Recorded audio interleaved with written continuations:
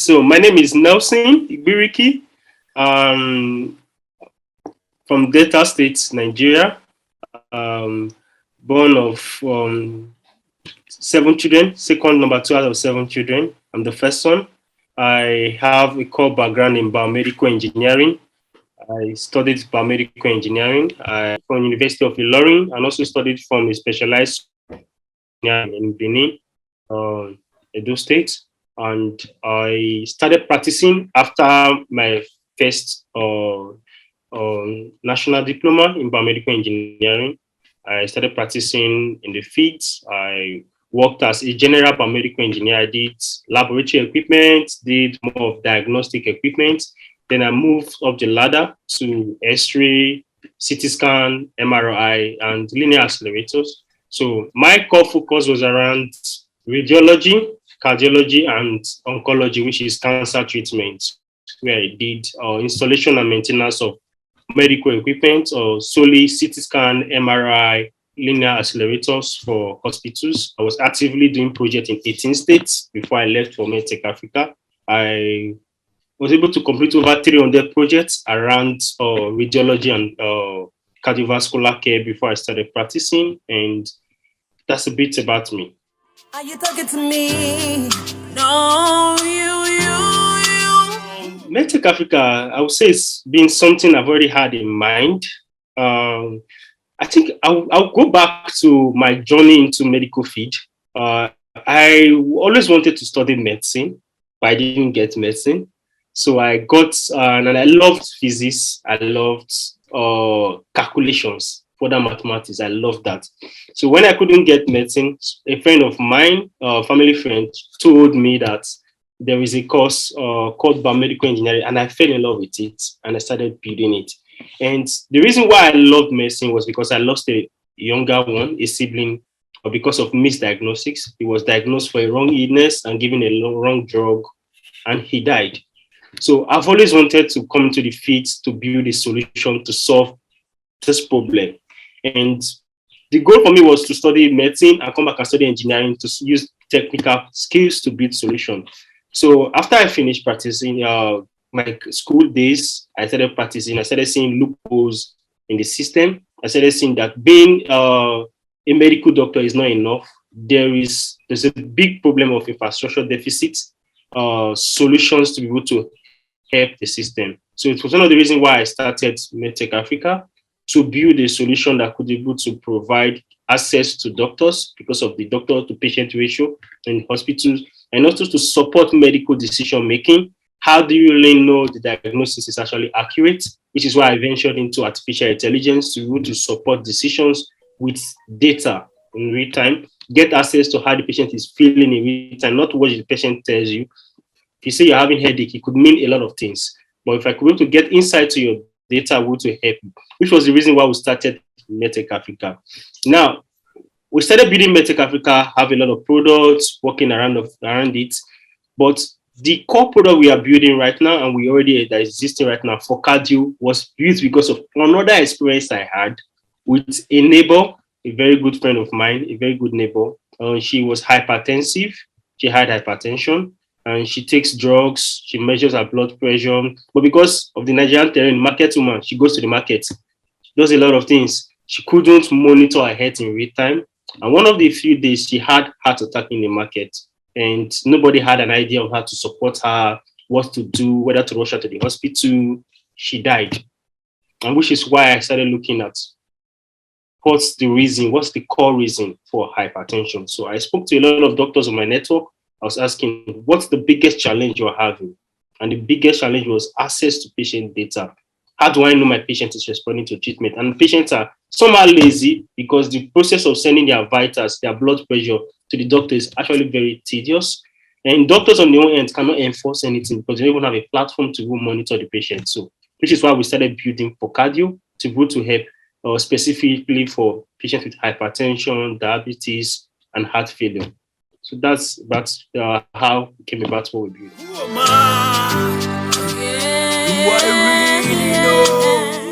When I see Forcardio, I think Forcardio is one of our most successful products.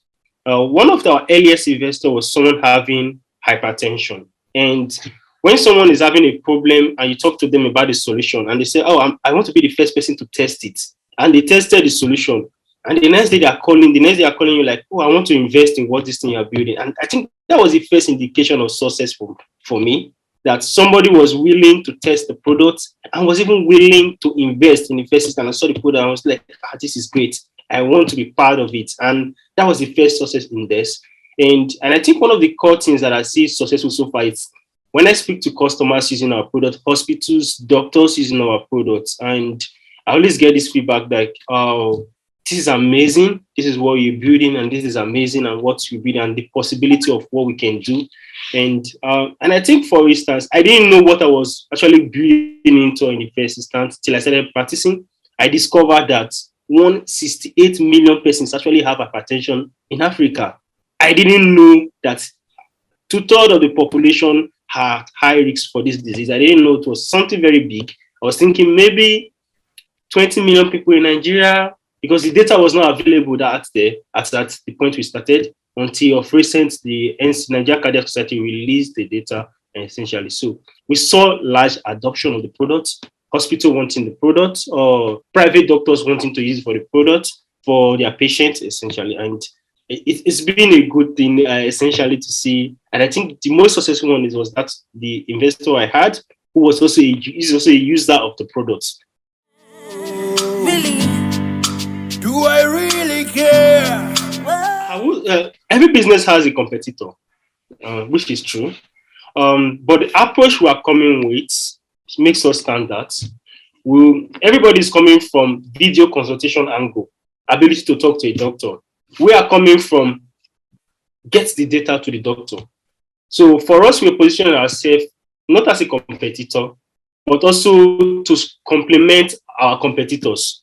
So what we do is that we connect patient data from any health monitoring device. It could be wearable, it could be your Apple Watch that you use, it could be your Fitbit, it could be your Samsung, it could be your traditional device you use. We get this data and we'll provide it to even our competitors and say, let's be the bridge between what you currently do to make a more efficient and reliable system. Because you give your doctors video consultation, they call the patient, but we can give you how the patient is actually responding, his health status in real time. We can give you and plug in this. So this is how we're using it. So they are competitors actually, but we're not seeking to be a competitor. We're not seeking to fight with anybody. We're thinking on how we could complement, because we're coming with a totally different angle that is not already existing in the market.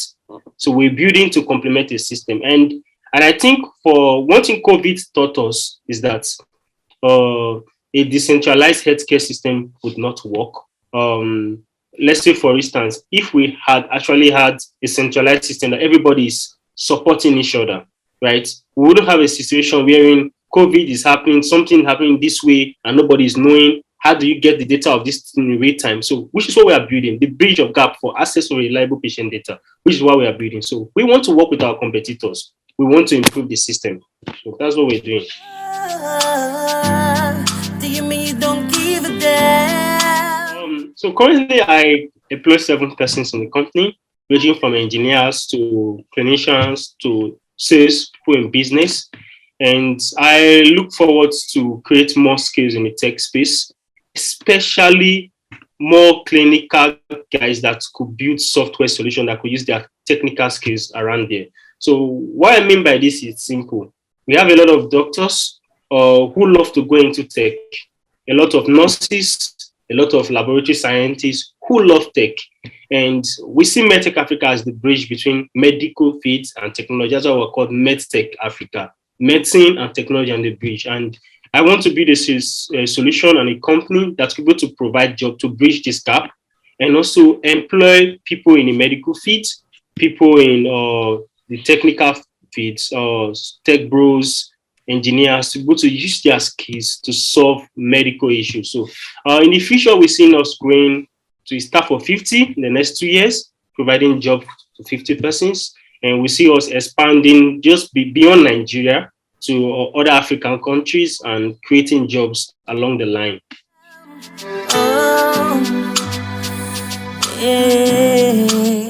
Okay, support. I think one of the biggest support we had so far was Novartis Foundation. We're part of the Health Tech Hub Accelerator, the first batch or the first Tech Health Accelerator in Africa at Rwanda. And one of the biggest things we've gotten from there, beyond just being part of the accelerator, is the access to the network we had, ability for us to reach partners, to get guys that can work with us, international partners that could work with us. So we got funding of a grant of $20,000. And also from other funding has been from family and friends, about 10,000, an institutional round, a very big money. So it's just grants, family and friends, my personal money that we build. And we're currently raising at the moment. We just launched our round in October. We're currently raising, and we hope to close it before December, and so that we'll be able to expand our products. But wait a minute. We wouldn't forget about the big one that is always out there for African funders or Nigerian funders. Give us money. Invest in us, which is the biggest one. Then the second technical challenge I have so far is because I'm dealing essentially with very sensitive data. I am forced a lot of time to be able to get a lot of regulatory clearance, a lot of pushing a lot of things, and I'm very grateful to the Dr. Issa Patani for the Minister for Digital Transformation, Digital Economy, for reaching out to us to see, okay, how can he be able to help us get patient data or security rights, privacy rights, get it done. It's really very expensive, and the process is actually very tedious, and he has been able to see the way he can be able to soften things on our own and go aside that. So the biggest challenge is funding, access to regulatory clearance, and also the market itself. Essentially, one time you're talking with a customer and you get to hear that they've moved to Saudi Arabia. A lot of our clinicians are moving out of the countries, closing down and shutting down their business. It's one of the challenges we also see in the field, essentially. So aside that, nothing really much. Something that we can handle. Shouldn't I care? I think the government has done something significant with the new startup bill. So most of the issues we've raised, even including the regulatory clearance and the rest of things, have been addressed in this bill. So I think I would give them the benefit of the doubt to see how they will implement the bill and see how it will go to help us. So I think they've done much. So let's watch that and see. A lot of things have been captured because most of us, we contributed to this bill, the Nigeria startup bill. Of course, it was sent out to a lot of us. We contributed, we raised our concern, and it was addressed, and it's been assented by the president. So we let's wait and see if they will implement it to solve the current challenge we've already raised. With all these errands, do this, do that. So one of the things that motivates me, one, family. I always want to be the one to have a lot of people that depend on me. So failure is not even an option, right? So that's one of the things. Secondly, I'm someone that, being my engineering background as a field engineer, when you're sent to the field to solve a problem, you are there to get solutions. There is no excuse. So, and I think that translated into my career, starting business. You want to get it done. You want to get solution done. And I think that's what motivates me a lot. I'm this kind of person that when I see a problem, I would want to see to it that I get a solution to it and solve it well, and it's working, and the client is happy that the solution is actually working well to their satisfaction. And that's one thing that motivates me. I want to ensure I could be able to fend for my family. I want to ensure that I'll be able to solve a solution. And lastly, I think I have a dream, a big dream. I aspire to be one of the top medical technologists on the continent, and I strive towards to achieve that goal. I want to be the number one. If they say space science, the first name that comes to your head, you see Elon Musk. If they say computer, you hear Bill Gates. When you say medical technology, I should be the one. My name should resonate with that term, medical technology, biomedical engineering, medical technology, health tech. My name should resonate. And that's what drives me. So beyond Medtech Africa, we'll keep pushing. and keep pushing, solving healthcare challenges. Every day at home and outside, I hold a duty to self to care. I know why I'm here. I think my role model, if I would say number one, Shola of Paystack. I really want to be in the room with him to hear his story. I know it's very difficult to run in a startup, but I can imagine what he went through at his stage, the earlier stage when nobody. The first person I look up to is Shola. Yes. What he has been able to achieve.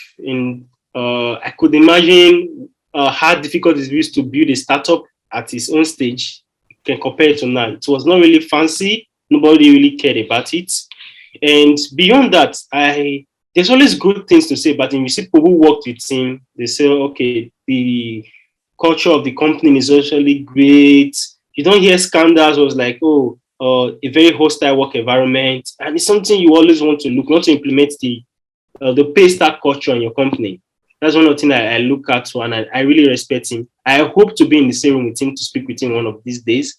And the second person I really look up to is Elon Musk.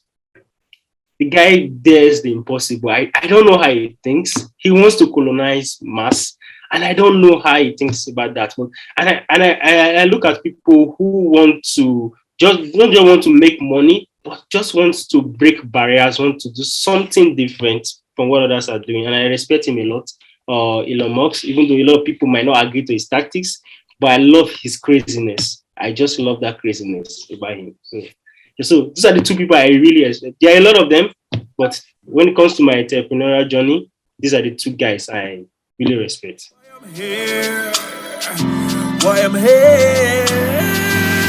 I think the easiest way to build a startup is to work in a startup. It makes things easier. You might not agree with this, but I think it makes things easier for you to understand the bureaucracy of things, how things are done, how to relate with your subordinates. You learn along the line. So I would say if you want to build a startup, try as much to work in a startup, even if it's a very short time, to understand what startup is about. And two, when you're building, keep pushing. Of course, you're going to face it. And I would say this thing a lot. It's not popular. There are going to be more days of depression ahead of you than the days you smile. It's something that will happen. You're going to have a lot of mood swing. Pregnant women, they learn. You get the days that you are happy. Then you receive an email from maybe a team member or from somebody, and your mood swing is off. You're trying to struggle to get your feet off. And in the next minute, you get another sweet meal and you are happy. It's just a swing of emotion. So you just have to be mentally prepared for what you're coming to.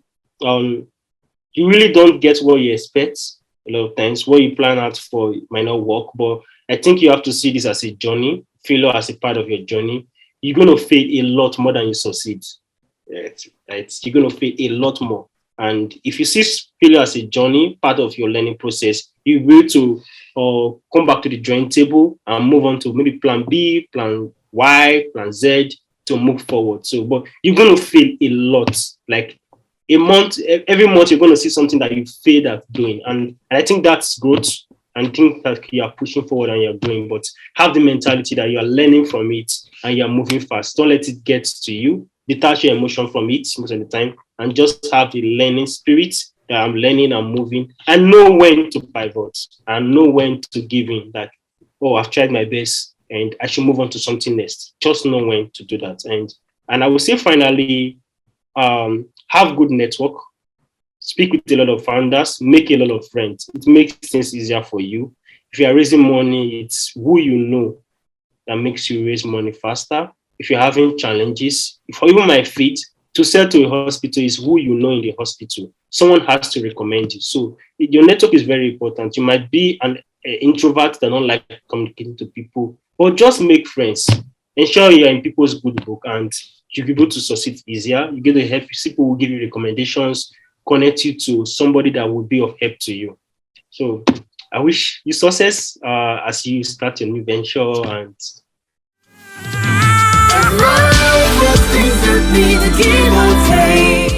if you feel your future where you will succeed is outside the country, go for it. Go for your dreams. Don't be limited. That's what I feel.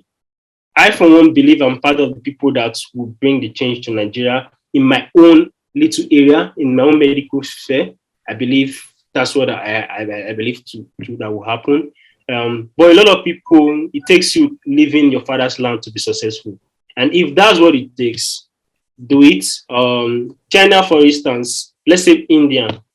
You look at CEO of Novartis, CEO of Google, the big top companies, they're Indians who either they migrated from the country or their father migrated. So I think it's not a bad one. It could be among the successful one. And I think Nigeria on the instance is exporting talent and it's good. I had a friend who told me that one of his classes in Museum Masters, that half of his classes, his members, classmates, they are Nigerians. And I think it's good getting the best brain out there to learn from the world. And I believe maybe in the next 10 to 20 years, it will pay off. One, help rebuild our image as a country. We'll get people out there, tech talent out there that are leading top company. Imagine a Nigerian being the CEO of Google. It changes everything. So I wouldn't say, but if you know you want to be like people like us that want to build Nigeria, please stay. But if you know your future is out of the country, jackpot. It is my prerogative to fulfill gratitude, gratitude, integrity. Bringing service to humanity. Oh, it's my life. It's my life. There's something really wrong with my generation. I'll be too young to leave. Yeah, and some opinions we are lazy. Doors are clueless, timid, and coward. Not measuring the good old days, like yesterday's ingenuity of Isaac Newton, Albert Einstein, and Thomas Edison that shaped today. Oh, under leadership of Gandhi, Nkrumah, Mother Teresa, Abraham Lincoln, Nelson Mandela, and Martin Luther King, who had a dream. The bravery of Fumila Kuti, Bob Marley, Can we fella, showing come on.